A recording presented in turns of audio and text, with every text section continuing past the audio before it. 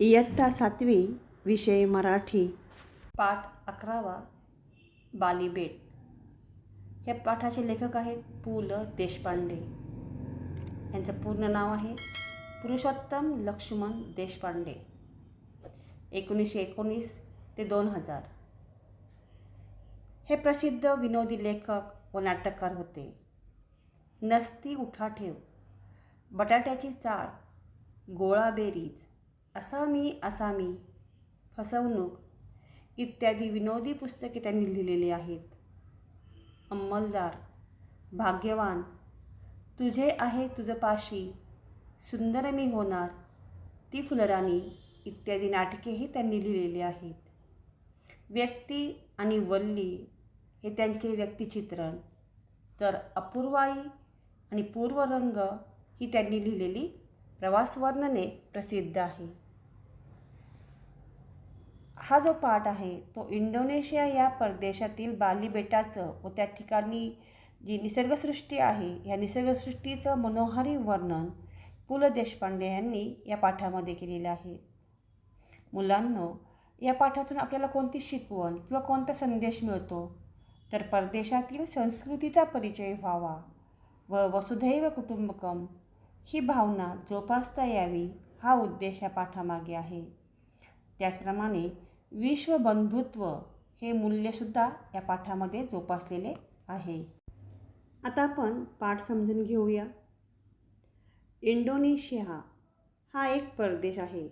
आपल्या भारताच्या दक्षिणेला असलेल्या समुद्रातील बेटांचा समूह. इंडोनेशिया हा समुद्रात रत्नजडित कंठा, रत्नजडित म्हणजे रत्नांनी सजवलेला आणि कंठा म्हणजे गळ्यात घालण्याचा एक दागिना, फेकून द्यावा तसा एक पाचूच्या बेटांचा पुंजका आहे. पाचू म्हणजे हिरव्या रंगाचं रत्न आणि पुंजका म्हणजे गुच्छ. पण बाली मात्र या कंठ्यातील कंठमणी, कंठ्यातील कंठमणी म्हणजे महत्त्वाचा मुख्यमणी. म्हणजेच एखादा रत्नजडित कंठ्या फेकून दिल्यावर त्यातील जे मणी आहेत ते सभोवार विखरावेत तसा पाचूच्या बेटांचा पुंजका म्हणजे हे इंडोनेशिया देश आहे. आणि त्या रत्नजडित कंठ्यातील महत्त्वाचा कंठमणी म्हणजे बाली बेट. आणि बेटांच्या समूहात बाली बेट एखाद्या ठिपक्यासारखेच म्हणजेच आपल्या गोव्या एवढे आणि गोव्यासारखेच आहे. आपल्या नृत्य, गायन, शिल्प, चित्र अशा ज्या विविध ललित कला आहेत या ललित कलांचा गोप विणणारे ह्या बेटात भारतीय संस्कृतीचे केवळ अवशेष आहे असं म्हणणे म्हणजे हा ह्या बेटाचा काय होईल, अपमान होईल. लक्ष म्हणजे लाख मोती उधळून मातीत चूर होऊन जाणे. चूर होणे म्हणजे काय, बारीक कण होऊन ते विखरून जावे आणि त्यातील एखादाच मोती कुठेतरी दूर पडून तसाच अभंग राहावा. अभंग म्हणजे न मोडलेला किंवा न भंगलेला असं हे बाली बेट आहे. जकार्ता ही इंडोनेशिया देशाची राजधानीचं ठिकाण आहे. जकार्त्याहून रात्री 11च्या सुमारास बालीला जाणाऱ्या विमानातून निघालो आणि मध्यरात्री बालीमधल्या देनपासार गावच्या चिमुकल्या विमानतळावर उतरलो. देनपासार हे बाली बेटावरील एक गाव आहे. बाली हा टुरिस्टांचा स्वर्ग म्हणजे बाली बेट आहे हे काय आहे, प्रवाशांचा स्वर्ग. स्वर्ग म्हणजे काय, काल्पनिक नंदनवन किंवा इंद्रलोक. त्यामुळे इथले जे टुरिस्ट खाते आहे अतिशय तत्पर आहे. टुरिस्ट खाते म्हणजे पर्यटन खाते हे अतिशय तत्पर आहे. तत्पर म्हणजे लगेच तयार होणे. मी कोण आहे हे कळल्यावर तिथला एक तरुण अधिकारी म्हणाला, तुम्हा उभयतांचे अधिक मनपूर्वक स्वागत. म्हणजे लेखक म्हटला की मी कोण आहे हे त्यांना कळाल्यावर त्यामधला एक अधिकारी काय म्हणाला की तुम्हा उभयतांचे म्हणजे स्त्री आणि सौ यांचं मनपूर्वक स्वागत. मध्यरात्रीची वेळ. किर्र जंगलातून आमची मोटार समोरचा वळणदार रस्ता काटत निघाली. किर्र म्हणजे दाट दाट जंगलातून ह्यांची जी मोटार गाडी होती ती रस्ता काटत म्हणजे कापत निघाली होती. भोवताली माडांच्या राया म्हणजे नारळाची झाडं. मधूनच झापांची छपरे, झापांची म्हणजे झावळ्यांची छपरं होती. आणि झोपड्यांचा पुंजका मोटारीच्या दिव्यांच्या प्रकाशात दिसून नाहीसा व्हायचा. म्हणजे मोटारीचा प्रकाश पडल्यानंतर रस्त्याच्या कडेला झोपडे दिसायच्या आणि त्यानंतर प्रकाश कमी झाल्यानंतर त्या दिसून नाहीशा व्हायच्या. मोटारीमध्ये माझ्या शेजारी बसलेल्या अमेरिकन म्हातारीने तेवढ्यात हाऊ वंडरफुल म्हणजे किती सुंदर म्हणायला सुरुवात केली होती. एखाद्या रहस्यमय म्हणजे काय, गुपित असलेली गूढ कादंबरीच्या पहिल्या पानातून जावे तसे सुमारे दीड तास त्या किर्र झाडीतून वाट काढत आमची मोटार सागर बीच हॉटेलच्या टुमदार बंगलीपुढे आली आणि तिथल्या तरुण बालीसुंदरीने आमचे स्वागत केले.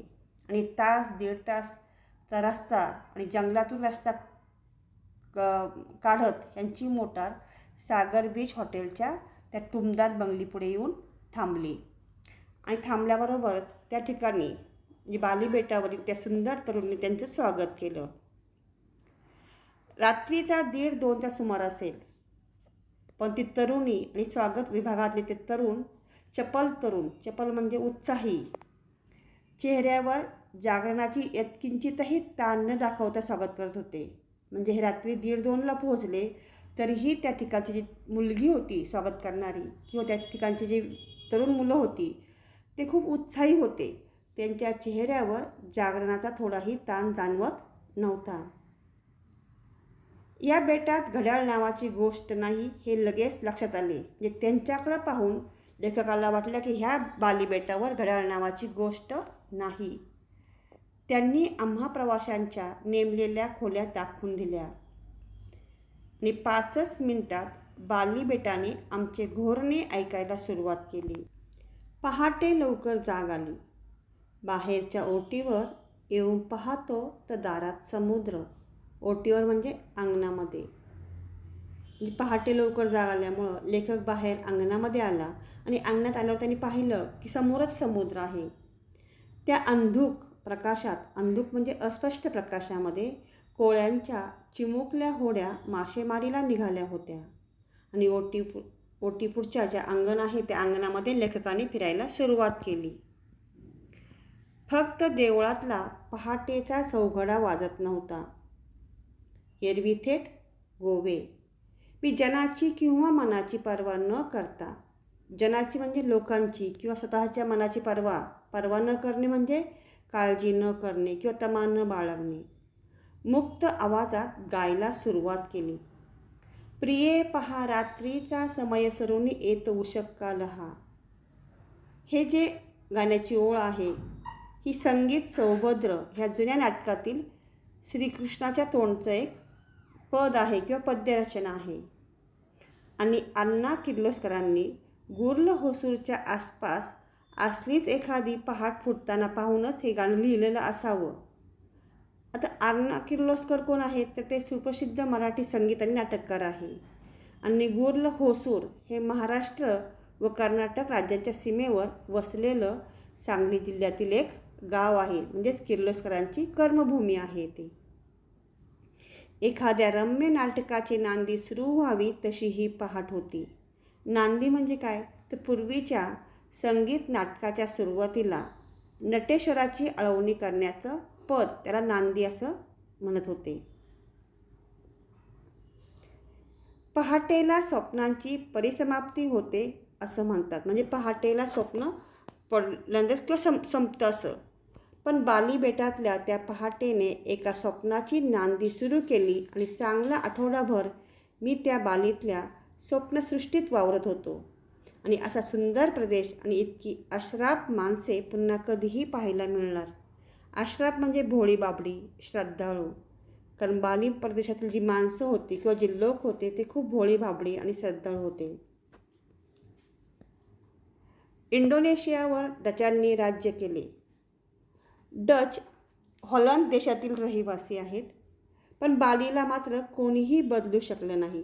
जरी इंडोनेशियावर डच लोकांनी राज्य केलं असेल तरी त्यांनी बाली बेटाला बदलू शकले नाही. कुणी म्हणतात डचांनी बालीचा म्युझियम पीस केला आहे. म्युझियम पीस म्हणजे सरकारी कलादालनाचा तुकडा. ह्या बेटाचे प्रदर्शन मांडले आहे. त्यांच्या चित्रविचित्र चाली तशाच ठेवल्या. चाली म्हणजे पद्धती किंवा परंपरा. टुरिस्टांचे आकर्षण कायम राहावे म्हणून असेलही कदाचित. पण जे आहे ते रम्य आहे, मनोहर आहे, निष्पाप आहे. निष्पाप म्हणजे नितळ, प्रांजळ आहे. पण आहे म्हणताना जीभ चाचरते. चाचरते म्हणजे जीभ का चाचरते?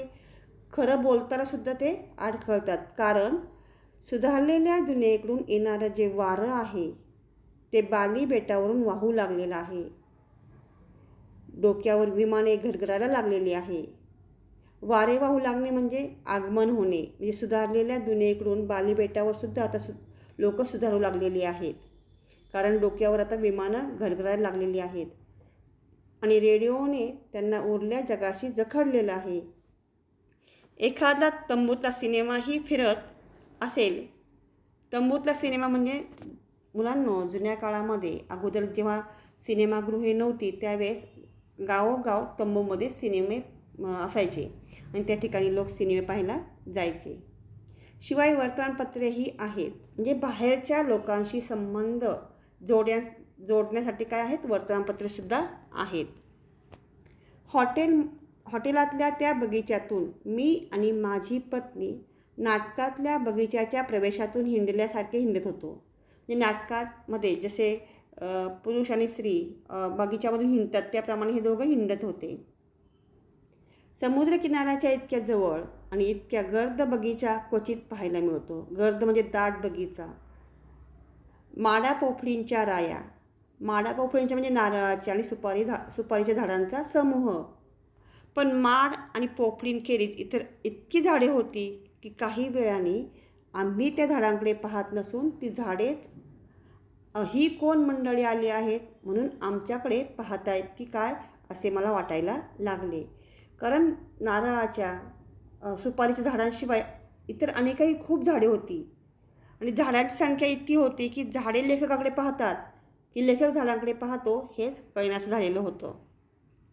मला अज्ञात असलेल्या फुलांनी बहरलेली ती रोपटी एखाद्या शिशुवर्गात शिरल्यावर तो वर्ग जसा काहीशा भीतीने आणि काहीशा गमतीने नव्या पाहुण्यांकडे पाहतो तशी ती फुले आमच्याकडे पाहत होती.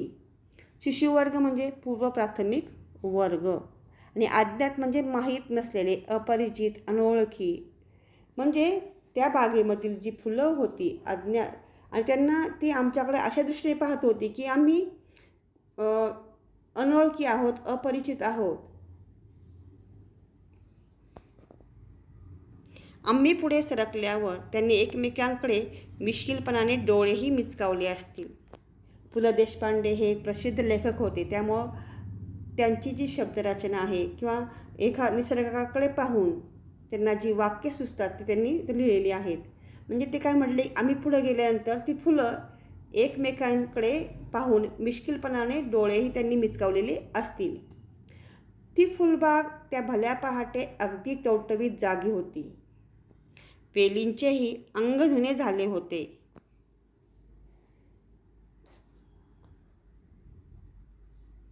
वृद्ध वृक्षांचा समूह तेवढा अजून झोपेतल्या डुलक्या देत होता. वृद्ध म्हणजे खूप वर्षाची जी झाडं असतील ती झाडं. काही जागी, काही झोपलेली अशी त्या सागर बीच हॉटेलातील ती बाग एखाद्या मुला माणसांनी, लेकी सुनांनी भरलेल्या नांदत्या गाजत्या एकत्र कुटुंबासारखी वाटत होती. म्हणजे त्या बागेमध्ये खूप जुने झाडंही होती, काही थोडीशी तरुण म्हणजे नुकतीच लावलेली होती, काही एकदम लहान लहान झाडं होती. म्हणजे अशा ती जी बाग आहे ती लेकी सुनांनी किंवा एकत्र कुटुंबासारखी होती. कारण एकत्र कुटुंबामध्ये लहान मुलं, मोठी माणसं आणि म्हातारी माणसंही असतात त्याप्रमाणे ह्या बागेमध्ये सगळ्या प्रकारची झाडं होती. उणीव होती ती पहाटेचे मंगलपाठ म्हणणाऱ्या सृष्टीच्या गाणाऱ्या भाटांची. म्हणजे पहाटेचं मंगलगीत म्हणणारे सृष्टीचे जे भाट आहेत ते म्हणजेच पक्षी थोडक्यात. बाली बेटात जर मला कुठे शोधून सापडले नसतील तर ते पक्षी. म्हणजे बाली बेटावर सगळं काही सुंदर होतं, पण त्या ठिकाणी सृष्टीचं स्तुती करणारे जे भाट आहेत ते पक्षी आहेत. कारण झाडांवर पक्ष्यांची सकाळी सकाळी किलबिल सुरू होते, परंतु लेखकाला ती किलबिल सकाळी सकाळी ऐकायला आलेली नाही. आणि म्हणून लेखक म्हणतो की बाली बेटात मला कुठे शोधूनही सापडले नसतील तर ते काय आहेत? पक्षी आहेत. इतक्या सुंदर बेटावर पाखरे का नसावीत? त्या भाटांची उणीव मी माझ्या गाण्याने भरून काढत होतो. म्हणजे पक्षी ज्याप्रमाणे गाणे गातात त्याप्रमाणे लेखकसुद्धा आपल्या गाण्यांनी त्या पक्ष्यांची उणीव भरून काढत होते. कदाचित त्या स्वरांनीच भयभीत होऊन तो पक्षीगण बेट सोडून गेला, त्या दिवशी बेपत्ता झाला असल्यास न कळे. लेखक काय म्हणतात की माझं गाणं ऐकून पक्षी त्या ठिकाणी त्या दिवशी ते बेट सोडून गेला असेल असं वाटते. शापसंभ्रमातल्या, शापसंभ्रम म्हणजे जुने संगीत नाटक आहेत. पुंडलिका सारखा मजवरी तरू कुसुमरेणू वरुणी ढाळीती.